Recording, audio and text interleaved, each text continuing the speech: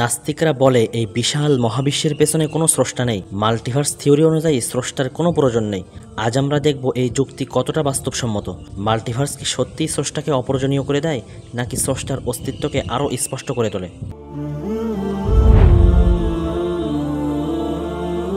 Multiverse theory হলো এমন একটি ধারণা যেখানে বলা হয় আমাদের মহাবিশ্ব ছাড়া আরও অনেক বা অসীম সংখ্যক ভিন্ন ভিন্ন মহাবিশ্ব আছে এবং প্রতিটি মহাবিশ্বের নিজস্ব নিয়ম ও আলাদা বাস্তবতা থাকতে পারে।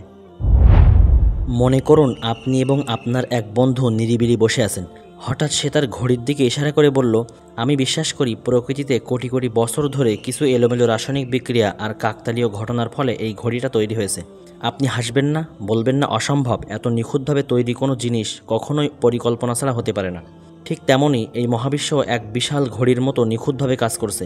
পরমাণু থেকে শুরু করে গ্রহ, নক্ষত্র, গ্যালাক্সি সবকিছু চলছে নির্দিষ্ট নিয়মে, নিখুঁত সমন্বয়ে। ব্যাকটেরিয়া থেকে মানুষ পর্যন্ত প্রত্যেকটি জীবের নকশা ও গঠন সুনিপুণ ও সুশৃঙ্খল। বিজ্ঞানীরা গবেষণার মাধ্যমে আবিষ্কার করেছেন কিছু সূক্ষ্ম মহাজাগতিক ধ্রুবক, যেমন মহাকর্ষ ধ্রুবক, আলোর গতি ও ইলেকট্রনের ভর। তারা লক্ষ্য করেছেন এই সব ধ্রুবক এমন নিখুঁতভাবে নির্ধারিত ও ভারসাম্যপূর্ণ যে মনে হয় মহাবিশ্ব মানুষকে গ্রহণের উপযোগী করে আগে থেকেই প্রস্তুত রাখা হয়েছিল। বিজ্ঞানীরা আরও বলেন, যদি এই ধ্রুবকগুলোর যে কোনো একটিতে সামান্যতম পরিবর্তন ঘটে তাহলে সমগ্র মহাবিশ্ব ভেঙে পড়বে আর জীবনের অস্তিত্ব মুহূর্তেই বিলীন হয়ে যাবে। এই বিষয়টি আজ পরিচিত ফাইন টিউনিং অর্থাৎ সূক্ষ্ম বিন্যাস নামে। এখন প্রশ্ন হলো, এই নিখুঁত সমন্বয়, এই মহাজাগতিক ভারসাম্য সবকিছু কি নিছক কাকতালীয়ভাবে কোনো পরিকল্পনা ছাড়া হয়ে গেছে? উত্তর একটাই, কখনোই না।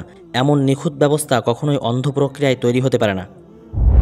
আমরা যখন সৃষ্টির এই নিপুণতা আর সূক্ষ্ম বিন্যাস নিয়ে কথা বলি, তখন কিছু নাস্তিক বলে যদি মাল্টিভার্স থিওরি সত্য হয়, অর্থাৎ আমাদের মহাবিশ্ব ছাড়া আরও অনেক বা অসীম সংখ্যক ভিন্ন ভিন্ন মহাবিশ্ব থাকে, তাহলে এই অসংখ্য মহাবিশ্বের মধ্যে অন্তত একটি এমন হওয়াই স্বাভাবিক যেখানে জীবন টিকে থাকার উপযুক্ত পরিবেশ আছে, আর সেটাই হলো আমাদের এই মহাবিশ্ব। তাই এর জন্য কোনো স্রষ্টার প্রয়োজন নেই। তাদের যুক্তি হলো, আমরা এমন এক মহাবিশ্বে আছি যেখানে আমাদের অস্তিত্ব সম্ভব, তাই আমাদের কাছে একটি পরিকল্পিত মনে হয়। কিন্তু যদি অসংখ্য মহাবিশ্ব থাকে তাহলে এটা নিছক কাকতালীয় হতে পারে।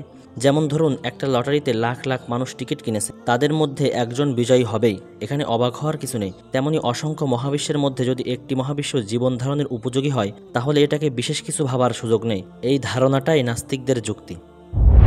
এবার আসুন আমরা নাস্তিকদের এই কুযুক্তি সম্পর্কে পর্যালোচনা করি। প্রথমেই বলে রাখি, আমাদের মহাবিশ্ব ছাড়া আরও অসংখ্য মহাবিশ্ব আছে কিনা তা একমাত্র আল্লাহ তাআলাই ভালো জানেন।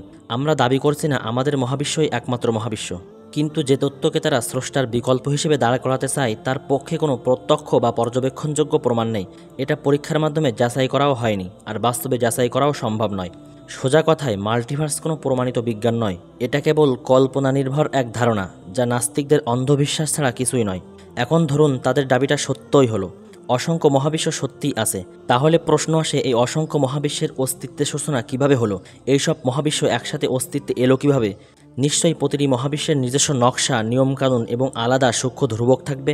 তাহলে কে নির্ধারণ করলো এগুলো?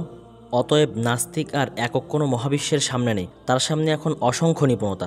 অর্থাৎ এক বিশ্বের নিখুঁত বিন্যাস ব্যাখ্যা করতে গিয়ে তারা এখন অসংখ্য মহাবিশ্বের নিপুণতা ব্যাখ্যার দায় মাথায় নিচ্ছে, আর এখানেই তারা নিজের পায়ে নিজেরাই কোড়াল মারে। আর মজার ব্যাপার হলো, এটি আরও গভীর এক সমস্যার জন্ম দেয়। যদি অসংখ্য মহাবিশ্ব থাকে তাহলে সেই মহাবিশ্বগুলোর কিছু আমাদের মহাবিশ্বের চেয়েও লক্ষ লক্ষ গুণ বেশি নিখুঁত, সূক্ষ্ম ও বিস্ময়কর হতে পারে। এতে স্রষ্টার অস্তিত্বের প্রশ্ন দূর হয় না, বরং আরও বড় ও গভীর হয়ে ওঠে। অতএব বহু মহাবিশ্বের ধারণা সূক্ষ্ম বিন্যাসের সমস্যাকে সমাধান করেনি, বরং এই সমস্যাকে এমন এক পর্যায়ে নিয়ে গেছে যা মানব মস্তিষ্ক ভাবতেও ভয় পায়। নাস্তিকদের যুক্তি হলো, যদি কোনো কিছু অনেক থাকে তাহলে তার মধ্যে একটা নিখুঁত হতেই পারে। কিন্তু ভাই, এটা কোনো যুক্তি নয়, এটা জোর করে চাপিয়ে দেওয়া ধারণা ছাড়া আর কিছুই না। তারা যে লটারির উদাহরণ দেয় তাও পুরোপুরি ভুল, কারণ লটারিতে কেউ না কেউ জিতবেই, এটাই নিয়ম। এখানে সবাই ব্যর্থ হওয়ার কোনো সুযোগ নেই। কিন্তু মহাবিশ্বের সূক্ষ্ম বিন্যাস এমন নয়। এখানে সঠিক উদাহরণ হবে, ধরুন একজন লোক টানা 10 বছর প্রতি সপ্তাহে লটারি জিতে যাচ্ছে। এক সাংবাদিক তাকে জিজ্ঞেস করলো, আপনি প্রতিবারই জিতেন, কোনো প্রতারণা করেন নাকি? লোকটা হেসে বলল, না, কোটি কোটি মানুষ লটারি খেলে, কেউ না কেউ তো জিতবেই, আমি শুধু সেইজন। এখন আপনি বলুন, আপনি কি তার কথায় বিশ্বাস করবেন, নাকি বলবেন না, এখানে নিশ্চয়ই কোনো পরিকল্পনা বা হস্তক্ষেপ আছে? ঠিক তেমনই আমাদের এই মহাবিশ্বের নিপুণতা ও সূক্ষ্ম ভারসাম্যকে কাকতালীয় বলা মানে বাস্তবতাকে অস্বীকার করা। মাল্টিভার্স কোনো বাস্তবসম্মত ব্যাখ্যা নয়, এটি সূক্ষ্ম বিন্যাসের সমস্যাকে ঢেকে রাখার একটি কৌশল মাত্র। বহু মহাবিশ্বের কল্পনা স্রষ্টার বাস্তবতাকে মুছে দিতে পারে না, বরং যত গভীরে যায় তত স্পষ্ট হয় একজন পরম পরিকল্পনাকারী আছেন। তিনি আল্লাহ, যিনি সব কিছুর স্রষ্টা ও নিয়ন্ত্রক।